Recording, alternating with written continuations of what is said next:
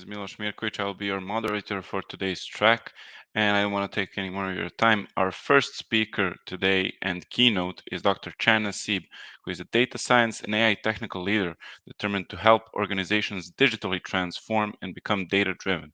Exponential thought leader and lifelong learner with a proven track record of transforming businesses via data science, information technology, automation, and modern technologies. He is currently the data science and AI leader in EMEA and academic ambassador at IBM. His talk is Building a Case for Fair and Bias-Free AI. So, Dr. Chan Naseeb, the floor is yours. Thank you very much. Good morning. Guten Morgen.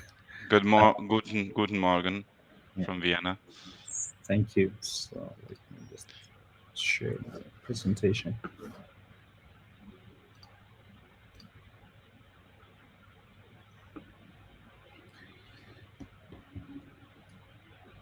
Okay, so good morning once again. It's my pleasure to be speaking with you around trustworthy AI, right? How we can build up a case for fair and bias-free AI. Especially, it's well connected to, as Alex said, how we can use AI to have a better world, right?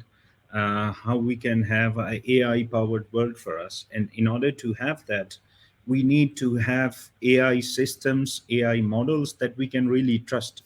So trustworthy AI is a topic of increasing interest, but like other emerging topics, not everyone has the same understanding of what it means.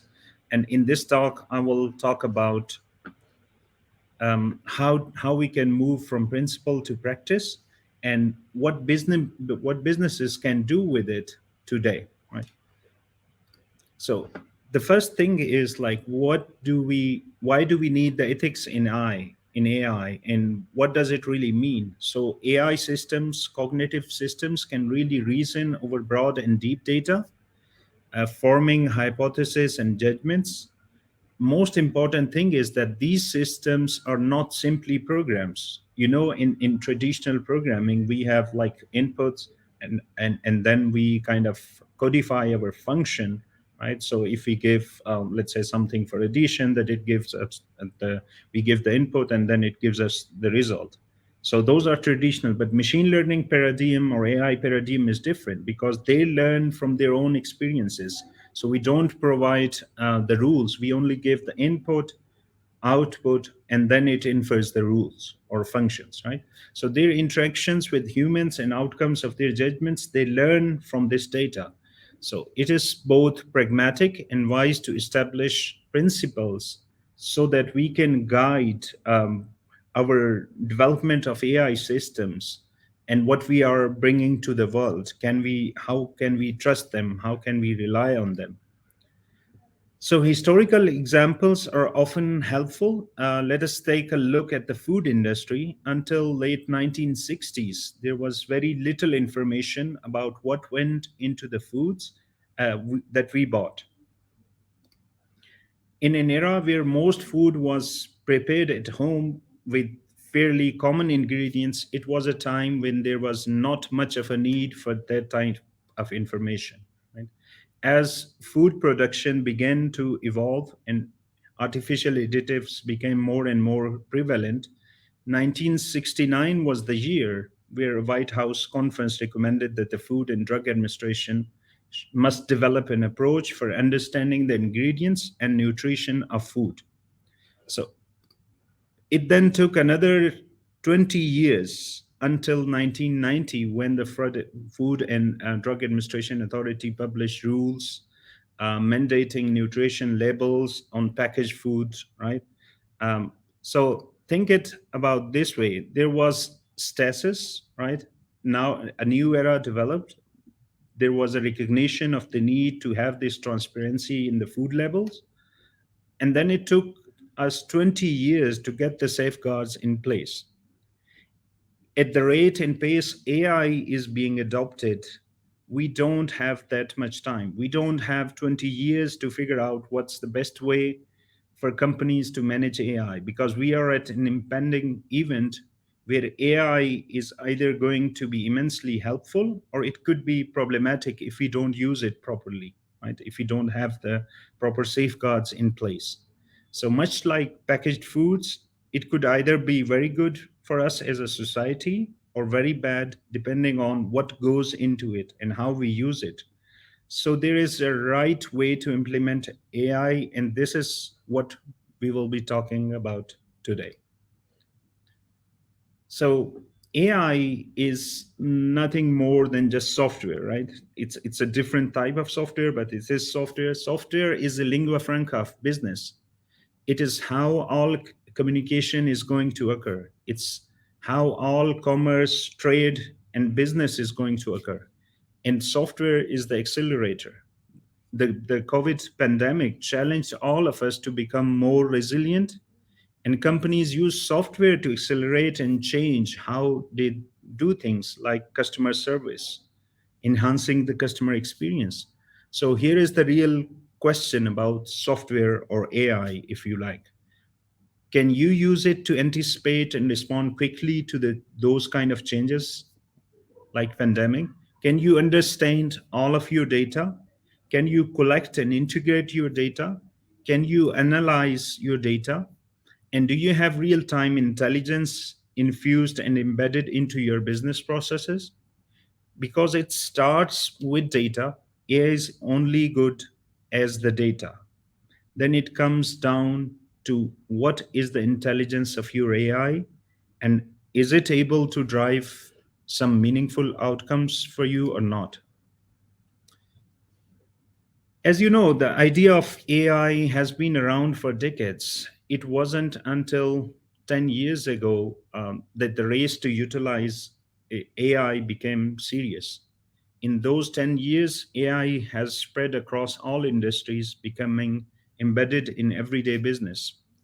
In fact, 3 in 4 businesses are exploring or implementing AI, and 78% of senior business executives say it is very or extremely important that they can't trust their AI, that they can trust that their AI's output is fair, safe, and reliable. So the question is, how do we make our AI systems, models, that they are safe, they are fair, and we can rely on them?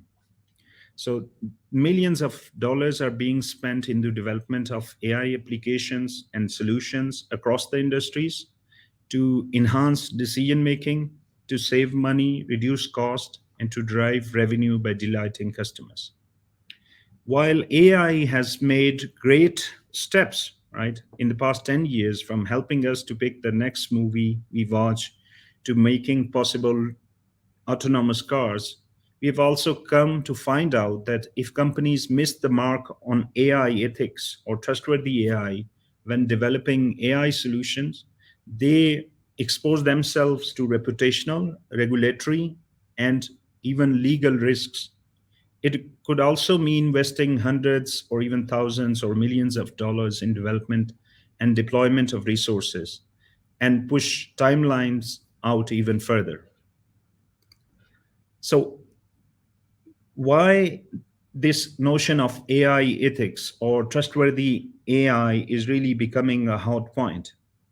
The reason lies, as I mentioned earlier, in the nature of AI. In the past, computers would only do what they were programmed to do. As you know, some of our earlier generations would just listen and do what our elders would tell us to do. But that is changing with the new generations, with the younger generations.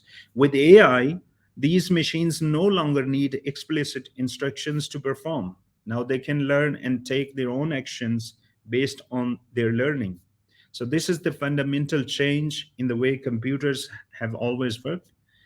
This is why we need AI ethics, and why it has to be fundamental part of the application and development of AI. So there are 5 pillars of AI ethics, and those are explainability, fairness, robustness, transparency, and privacy. Explainability. We want the system to give us how it has come to certain conclusion. We want to have an equitable treatment of individuals or group of individuals when the system makes decisions, right? Um, our system should be robust enough to handle the abnormalities in the data, in the input, right? Um, it must be secure and robust, and it must be transparent, because transparency reinforces trust. And it basically shows that AI system is not just a black box. It should be very clear and transparent that how it has been designed and developed. And the only way to promote transparency is through disclosure and privacy. So it must respect the data rights and consumer privacy of the individuals. Right. So those are the five key building blocks or pillars of AI ethics. So now let's look at this famous trolley problem. So imagine yourself in driving this trolley or tram, right? On one track you have five people, and on the other track you have one person. So whom you would kill, right? By continuing driving on the trolley? Of course, that's a difficult question to ask because human life does matter, right? So this is really a difficult choice, because even if you go, let's say, to save five and kill the one on the other track, it might be that this guy on this track was your friend. Now consider another problem. When in December 2020, Uber sold its autonomous vehicles business to another startup for 4 billion, while it has invested 1 billion in the self-driving vehicles. One contributing factor that Uber did sell their business is the death of Elaine Herzberg in 2018, where she was killed by a self-driving vehicle, Uber vehicle, while walking her bike across the street in Tempe, Arizona. And that's why it's really important to understand, consider this trolley problem or autonomous vehicle problem.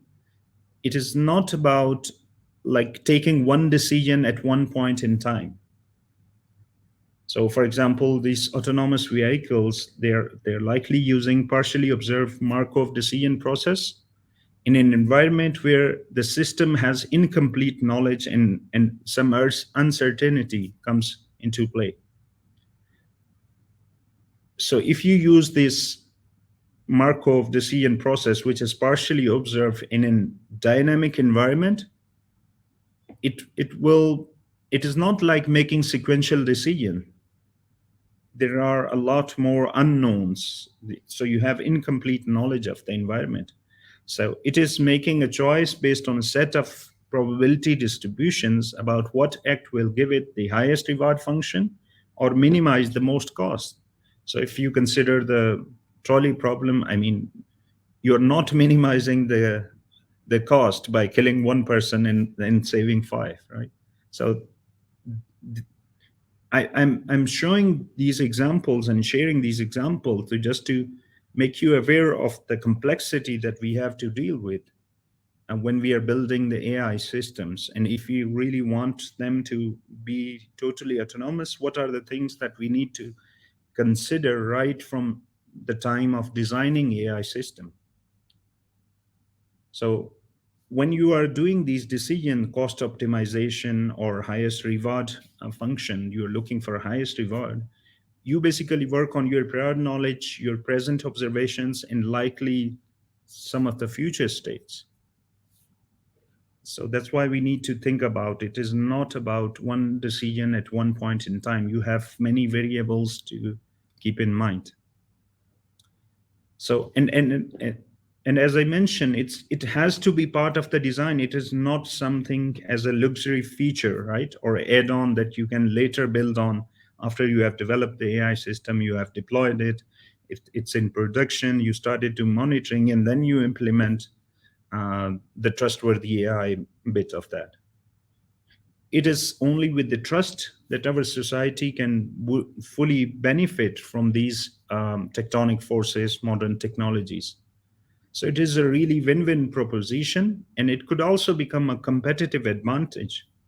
But we need to focus on human-centric AI that people can trust. So now consider the accountability aspect. And what we need to keep in mind is, like, all our innovation, whether it's AI or other technologies, or they all put together, we should be after responsible innovation in the age of AI, or we should be looking for responsible computing. For example, IBM has built this big framework where we are more not just like how AI systems are built, but also looking at the broader aspect, which has, and that framework has 6 different components, like how we are going to, how responsible your code is that you are writing, right? How responsible is, how responsibly you are using, creating, and deploying your data centers, how responsible you are on the infrastructure aspect, how responsible you are using and creating, developing your systems, right? And of course, there are more details. I would not go into that. And then there is, like, how responsible you are in using the data. So data usage is the fifth. And the last but not least is the impact.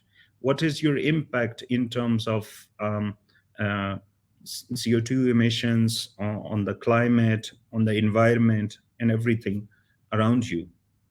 So that's why I said we have to, when we are talking about leveraging and deploying these technologies, we have to think about responsible innovation, or responsible computing, if you like.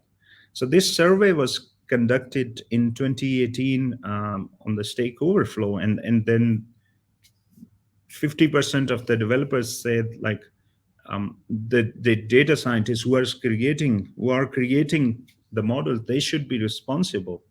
But here is the problem, because, for example, let's say if you as a data scientist built the model, and then after a while you left the company, you move on to your next step in your career, and then what happens, this model is got deployed into the production, right?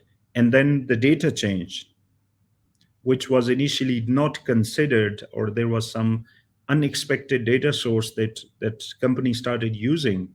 So how you could still blame the data scientist who built the model back then, considering only the data that he had in mind, or he had in his sight? So then the next point is, would you then blame or hold accountable the ML ops people, the data people, the business unit executives, or everybody, right? So these are the questions that we need to start asking ourselves, asking around our teams, so that we can build the systems which are more inclusive and kind of um, covering all of these aspects in order to build a trustworthy and responsible AI systems. So in this case of the Uber autonomous vehicle accident, so what National Transparency Safety Board did is they split the blame between Uber, the safety driver, the victim, and the state of Arizona. Right? Still, I mean, we can question it, like, okay, who got the most part of the blame? Who got how much share? But then these are the points that we need to consider. Then another thing is, in building responsible computing or responsible AI, trustworthy AI, is about data problems. So, for example, as you know, computer IP address is really dynamic, right? It can change every time when you connect to the internet.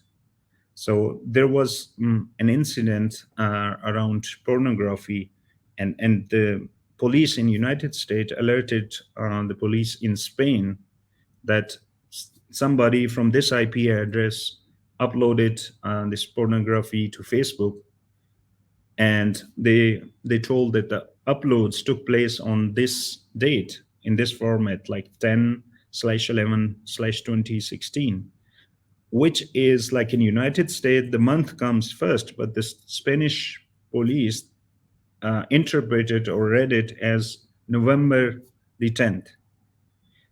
So a family got under investigation. They did had at one point, that IP address, but not on the day mentioned in the report, which was October 11, 2016, according to US. So how are we going to address these kind of data related issues in building a trustworthy AI? Then the other aspect is like value alignment, right?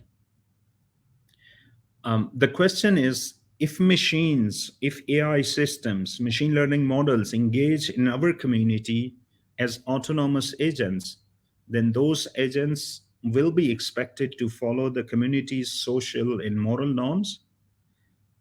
And in order to teach AI systems, there is a necessary step that we need to enable those machines is to identify those norms.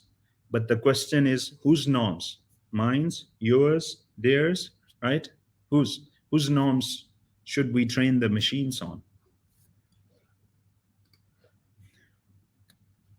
Then explainability or employability is a relative score, right? That measures a person's current career potential. It is based on analysis of your resume data, your current available job opportunities, and maybe your local market factors, right? Which could be very dynamic depending on where you are. So there was a company which had a 40-year-old consultancy supplying resources, engineers to their clients. And all they had in resume was like the training data, the profiles of engineers and HR professionals who were biased towards males from certain universities. So consider using AI in the recruitment process, right? Where some companies, or especially the big companies, they tend to prefer graduates from some of the top universities of the world. So if we use that inherent bias that we have in our minds while building AI system, so AI system will still keep doing that. And then the challenge would be, what about the uh, top talent or intelligent people, which are maybe not from such a well-known university, but they are one of the really bright minds. So how do you ensure that your system is also looking around to address that? Okay, even if the CVs are coming from in the training data from some of the top universities, how do we address the fact that we should also look for some other factors, some other features that we need to define our system while designing it, so that we can have also some bright minds from other universities which are otherwise ignored or neglected in the hiring process. Um, Also, we need to look about how we can support that the algorithms or AI system have the values by design, so that it gives the explainability. AI system is transparent. So we support transparency and data governance policies that will ensure people understand how how our AI system come to a conclusion or a given recommendation. So companies must be able to, and we all as a community of data scientists, engineers, those who are building the systems, we should be able to build systems which are able to explain what went into their recommendation. And if we can't, then our system should not be on the market.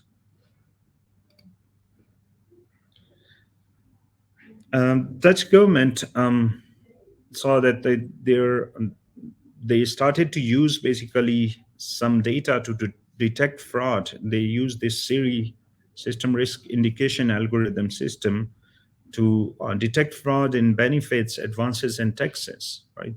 And system combines several governmental data sources to detect suspicious patterns without being transparent to citizens. And the Dutch court basically ruled out that, okay, you can't use this system. It is illegal because you are not being transparent on how the system is reaching its conclusion. You are not taking the consent of the data subjects. And of course, we can go on with more and more examples. Similarly, if you look at the AI's capability, that how it can influence people, right? And some people could use it for the good, and other could use it for the bad. So we need to think about new ethical frameworks for AI, and think critically about them. That the quality of our data sets should reflect that we are taking care of these biases and how humans perceive and work with AI. Um, if we are conscious about the choices that we make, we can accelerate the AI in a way that will benefit everyone, right? And there are different types of biases, right? For example, this is the example that Amazon algorithm was using. Algorithm for hiring their system. So they had the system which were trained on mostly male dominant data, right? And there was, if there was a woman in the CV, like even women chess club captain, right? It could be still be a man, but it downgraded graduates, um, and it ignored graduates of two all women colleges, right? So the reason for that was because the algorithm got trained on data to vet applications by observing patterns in resumes for last 10 years. So most came from men, and that's why it got reflected in the algorithm's conclusions or recommendations, right? So there are different types of biases, like, okay, shortcut bias. I don't have the time or energy to think about this. And this usually happens when we as developers are designing or building the systems, even sometimes decision makers, right? When they are providing their input. Impartiality biases. I know I'm wrong sometimes, but I'm right about this one, right? And self-interest biases, we contributed the most, they weren't very cooperative. So these kind of different kind of biases lead to feeding these bias to when we are building our AI system, and that results in excluding a bigger portion of our workforce, our society, when we are building those systems. Then there were other examples, of course, but I would skip it for just in the sake of time. So the last point that I want to talk about is like most how do we care about the privacy of our personal data? What are the user data rights, right? Consider the regulations like GDPR, right? Importance of data in building, maintaining AI systems, right? Or retraining AI systems. So we need to have mechanisms through which individuals can curate their unique identity and personal data in conjunction with policies and practices, so that they become explicitly aware of consequences resulting from the bundling or resale of their personal information. So this is very important that all the data subjects, they are aware around the consequences and how their data is being used, how long will it be used, for what kind of purposes. So consider if you were a hotel chain, right, and you were equipping each room with a voice assistant and mobile for duration of for the stay of your customers. So, what measures should you take to maintain your user data rights and as data subjects? what we would like and what we wouldn't. Because I mean, I of course we wouldn't be allowing or willing to give our, let's say, give this voice assistant capability to always listen and have our private conversation being monitored or recorded, right? So these are just the points to keep us in a thinking mode and start raising the questions. Okay, how do we care about this data privacy, data rights of the data subjects, and how do we ensure that when we are building the AI systems, that we are taking these aspects into account. Similarly, AI facial recognition system, they were kind of, um, identifying people with greater accuracy with the people around masculine features, lighter tone skin, and things like that. So, considering that, for example, we as IBM decided we no longer really support or sell or offer any services around the facial recognition, because it is kind of using technology against um, the human data subjects, doing some kind of racial profilings, which is violation of basic human rights and freedoms, right? So that's why we have to be really careful around any purpose which is not consistent with our values and principles of trust and transparency, what is acceptable in our society, and how we are going to build a system which can work uh, together with the human. So, in that regard, I would like to conclude with last couple of slides that there are certain number of principles that we advocate, and I think they really resonate very well, because we need those trust and transparency principles as guiding values that can lead our work that we do. And the first one among that is the purpose of AI is to augment human intelligence, not to replace humans, right? And we believe that AI should make all of us better at our jobs, and that the benefits of AI era should touch the many, not just the elite few. And the second one is like data and insights belong to their creator, right? So then all the data or insights should be their insights. So it's their right to have them. And third, new technology, including AI system, must be transparent, like not just the black boxes. They should be transparent. So how they got built, what are the components in them, and explainable how they reach to a certain conclusion, right? So, and therefore we as all like engineers, technology companies, we all must be really clear about who trains our AI system, what data is used in that training, and most importantly, what is going into algorithms recommendations.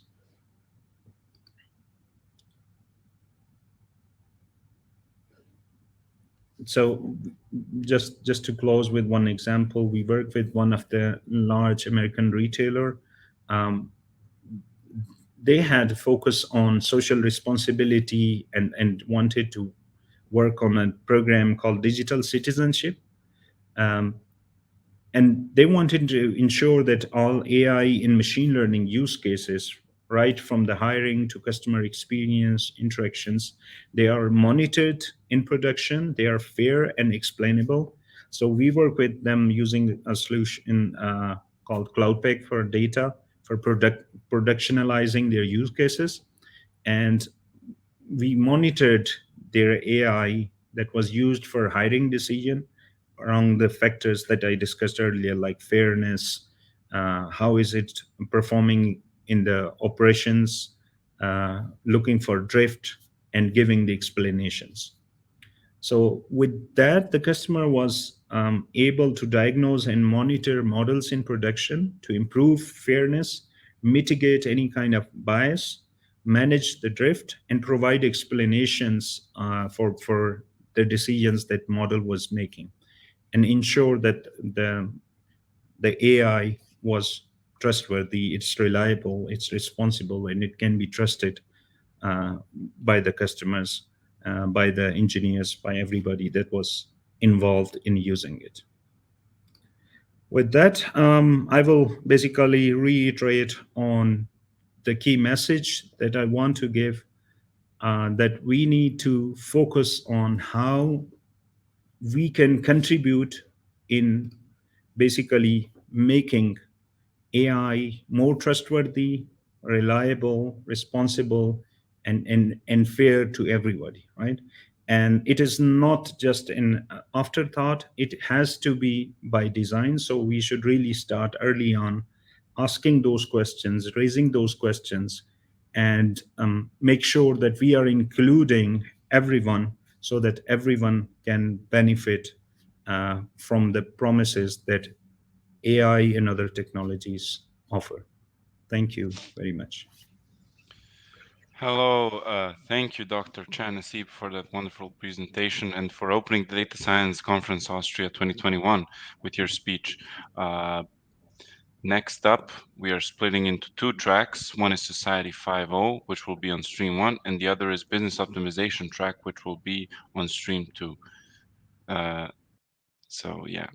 The next speaker will be Clemens Zauchner on stream 1 with his talk, Partial Automation of the Dispatching Process Due to Reduce Empty Kilometers. And it starts at 10, so until then, see ya.